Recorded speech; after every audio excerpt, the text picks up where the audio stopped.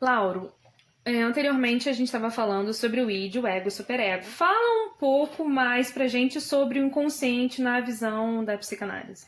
Dani, o inconsciente é a pedra fundamental da psicanálise. Se você não entender o que é o inconsciente, você não entende nada de psicanálise.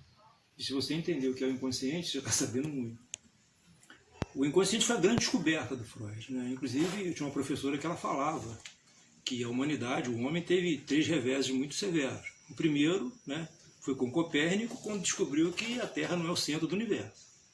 Depois com Charles Darwin, quando descobriu que nós não somos uma espécie que já veio assim, né? Ou seja, nós viemos desenvolvendo de outros animais ditos inferiores. E o terceiro foi com Freud, quando descobriu que nós temos um inconsciente, que, segundo como Freud fala, a nossa consciência é só a ponta do iceberg, né? Então ele descobriu o inconsciente. Foi muito criticado na época, foi quase que apedrejado, mas hoje não tem como se negar o inconsciente. Se você me perguntar assim, por que você acredita tanto no inconsciente? Você vê o inconsciente? Não.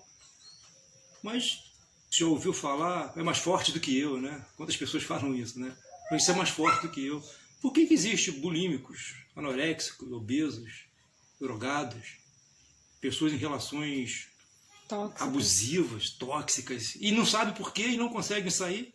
Isso é a consciência? Não, gente. A pessoa está sendo levada por um inconsciente, né? Então, por menos que a gente queira falar tecnicamente, que a nossa intenção, repito, não é da aula de psicanálise, mas a gente tem que falar, como eu falei de id, ego, superego, eu vou te falar um pouquinho do inconsciente. O Freud divide o aparelho psíquico em 3 partes. Que é a consciência, o consciente, que é esse, é o que lida com o momento, né, com o agora, né, é os que tomam as decisões conscientes, né. Você tem o pré-consciente, que não está na tua consciência, mas pode vir a qualquer momento. Por exemplo, se eu te perguntar o nome da tua avó, até há pouco você não sabe, não lembrar, agora tu está pensando. Sim. Então, isso é pré-consciente. E o inconsciente, que é a maior parte, tá? Já existe hoje, inclusive, estudos que, fora da psicanálise, que mostram que as nossas ideias são organizadas durante a noite, né? Que você resolve problemas durante a noite. Você acorda de manhã, já aconteceu comigo também, você dormir com um problema e no outro dia acordar com a solução, né? Então isso é bem comprovado. E como a gente consegue perceber o inconsciente na nossa vida? No nosso dia a dia? A gente não percebe o nosso inconsciente porque o nosso inconsciente ele é inacessível para nós, né? A psicanálise, quando você vai fazer uma psicanálise, uma análise, ela é exatamente para isso, é para revelar o teu inconsciente. Agora, como que você percebe o teu... Você pode perceber o teu inconsciente quando você faz coisas que você não gostaria de estar fazendo, que você não precisaria estar fazendo, você não consegue sair daquilo. Você está sendo empurrado por uma coisa que você não consegue superar. Entendeu? Então, se a gente voltar para tentar entender um pouco melhor o inconsciente, o inconsciente, o id, ele é inconsciente, né? O Freud fala que a gente tem um recalque fundamental na infância. Tem um primeiro recalque. Tá? Isso não fica muito claro, pelo menos para mim, mas você tem um primeiro recalque. Então, você fundou o teu inconsciente. A partir dali, vira o canal. E o que é o recalque? É um mecanismo de defesa. Né? O recalque é um mecanismo de defesa. Então, para você entender o recalque, quando tem um evento na vida de uma pessoa, vamos falar das crianças, que nós estamos falando de criança, a criança tem uma cena que ela não suporta, né? Digamos, vamos pegar uma coisa bem grotesca. A criança vê o pai agredindo a mãe ou vice-versa, né? Então, a criança vê o pai agredir a mãe, bater na mãe. Uma criança de 3 anos, 4 anos, gente, isso é um horror para ela. Claro. É um horror. Ela não sabe como lidar com isso. Ela não sabe como contestar o pai, ela não vai se meter na briga. O que ela faz com isso, com essa ideia? Né? Aí a gente começa. Esse evento ele vai ser dividido em 2 partes. Tá? Vai ter a ideia em si, o acontecimento em si, a imagem, e vai ter o afeto, que é o sentimento que esse evento gerou. Então, no recalque, você separa a ideia do afeto. Ficam todos no inconsciente? Não. Você não recalca sentimento. Digo que você veio falar assim, a pessoa tem um ódio recalcado. Não existe. A pessoa recalca o que representa esse ódio. É o representativo do ódio. O que a criança vai recalcar? A ideia. Aquela ideia que ela está vendo. Ela vai apagar isso da mente dela. Ela não vai lembrar mais desse fato. Joga para o inconsciente. Joga para o inconsciente e vai continuar brincando ali, tocando a vida dela. Pode ter uma reaçãozinha ali no momento, coisa e tal, mas ela vai... Aí tá. E esse sentimento? É energia. Energia tem que ser dissipada, lembra? Sim. Faz o quê? Vai gastar com outra coisa. Essa energia vai ser aplicada em outra coisa. Boa ou ruim? Ou ruim. Ela pode ser dissipada ao longo do tempo, que é o mais difícil. Ela pode se transformar no seu inverso. Entendeu? Ou seja, ela pode ter vários caminhos, nós podemos falar um pouco mais tarde. Mas a ideia que nós estamos falando é do recalque, essa ideia vai para o inconsciente. Aí se você perguntar, está resolvido? Não. Fica Porque lá. essa ideia não fica quietinha no inconsciente. Primeiro que ela força para sair. E você gasta muita energia para manter.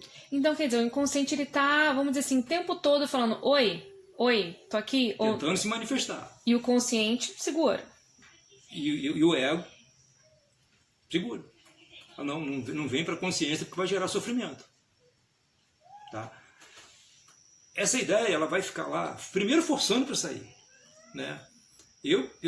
Para mim, uma das formas que eu vejo hoje, na minha experiência, muito clara nas crianças, são as conversões. Ou seja, crianças asmáticas, alérgicas, extremamente ansiosas.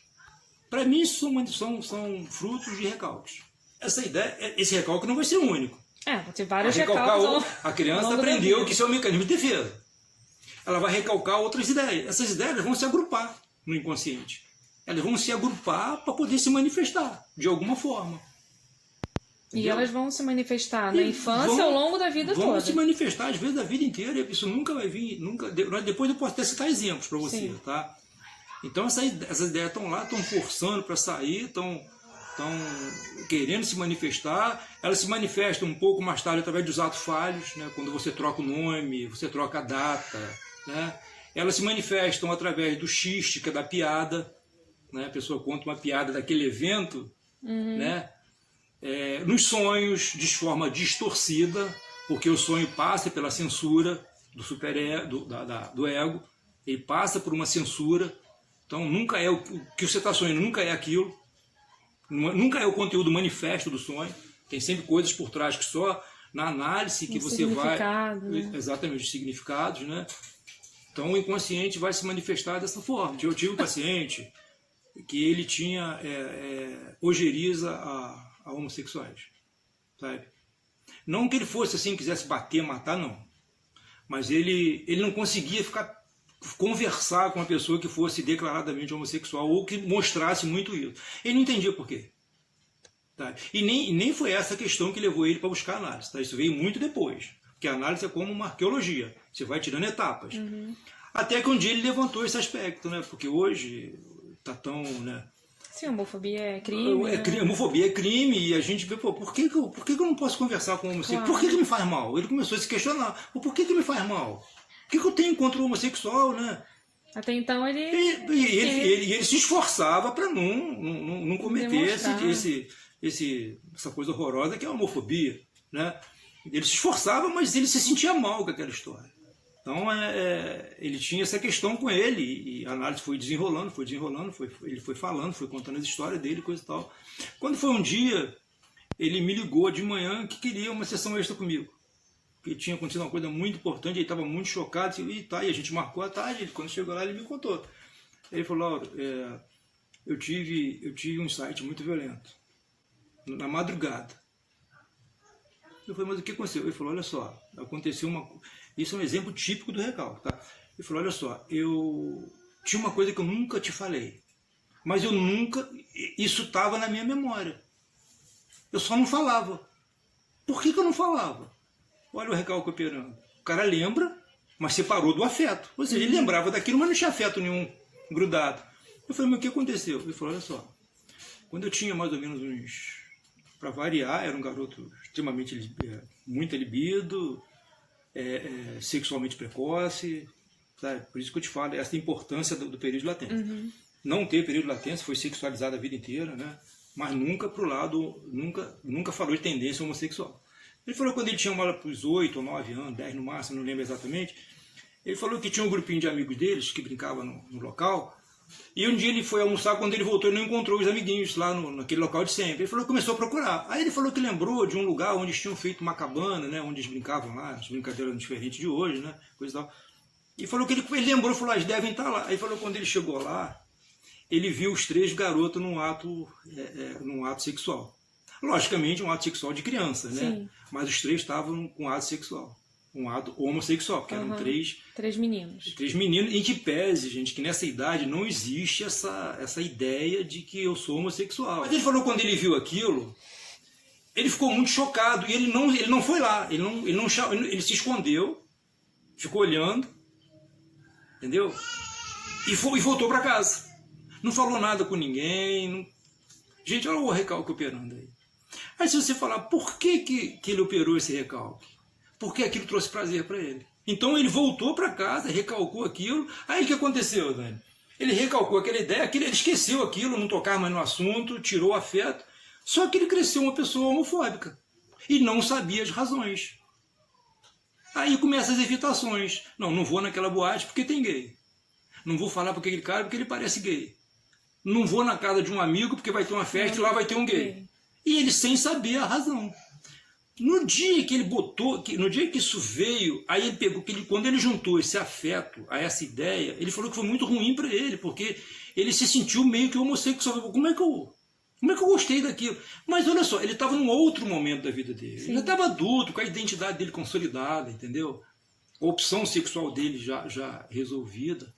Então ele a partir daquele momento, é incrível como isso acontece. A partir daquele momento, acabou a geriza dele por homossexual. Acabou. Ele passou a não ter mais aversão a homossexual. Então você vê uma coisa que fez mal para ele a vida inteira. É uma coisa que impedia ele de viver? Não. Mas causava incômodo para ele.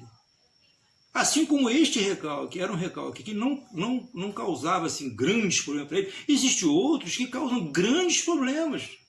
Então o que acontece? Esse é o inconsciente. É uma parte que nós não temos acesso, que as ideias são colocadas lá porque causaram algum tipo de constrangimento, algum tipo de sofrimento, mecanismo de defesa.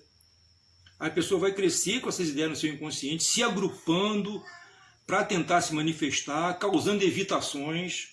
Chega a extremo de causar fobias, anorexias, bulimias, excesso de drogas. Todas são resolvidas na análise? Claro que não, lógico que não, são muito difíceis. Mas para isso serviria a psicanálise. Aí vem me pergunta, eu te respondi o que é o inconsciente? Você conseguiu entender o que é o inconsciente? Eu consegui entender. Na nossa conversa antes da gente começar a gravar, eu achei muito interessante, que eu acho que você devia falar pra gente, que o nosso inconsciente é o que nós somos. É o que faz de cada um ser aquilo que a gente é. Dani, como nós seríamos sem o inconsciente, né? Eu acho que o ser humano seria meio que um autômato, né? Porque imagine se eu fosse exatamente o que eu queria ser, o que eu quero ser. Ah, mas eu sou o que eu quero. Não, gente, tem muita coisa que eu faço que eu não sei muito bem por quê. Até hoje. Como você, como todo mundo, né? Sim. A gente sabe muito bem por que nós fazemos certas coisas. Então imagine se eu pudesse, eu quero ser feliz. Ponto. Eu quero ser feliz e ponto. Entendeu? Agora, se você falar, então, usando o termo que eu não gosto de normal, eu vou falar, mais patológica é a pessoa que tem mais recalque. Quanto mais recalque você tiver, mais a tua vida vai ser gerida pelo inconsciente, pelas evitações, pelas compulsões. Eu acho que mais sadio à medida que você tem menos recalque. E é aquilo também que a gente comentou antes, isso vai de pessoa para pessoa, porque às vezes, como a gente também já disse, uma família, né, com vários filhos, eles passam pelas mesmas experiências, vamos dizer assim, de educação, dos pais, a convivência no lar, e alguns recalcam mais, outros recalcam menos. Então isso é muito particular. Com certeza, cada criança... Gente, tentar entender o que uma criança vai ser é a mesma coisa que você pegar um avião lá e subir, jogar uma pedra e tentar determinar onde ela vai cair. Você não vai conseguir nunca. Não existiria no mundo algoritmo que desse conta disso. As variáveis são tantas em um ser humano que você pode criar duas pessoas iguaizinhas, exatamente iguais, que elas não vão ser pessoas com as personalidades iguais. Começa pela genética, pela forma como a pessoa, como a criança interpreta. Uma palmada numa criança pode ser só uma palmada, para outro pode ser um desastre. Claro, claro. Pelo id que você falou, que cada um tem o seu, a libido que cada um nasce com a sua libido, né? Exatamente. Tá aprendendo. Tá bom?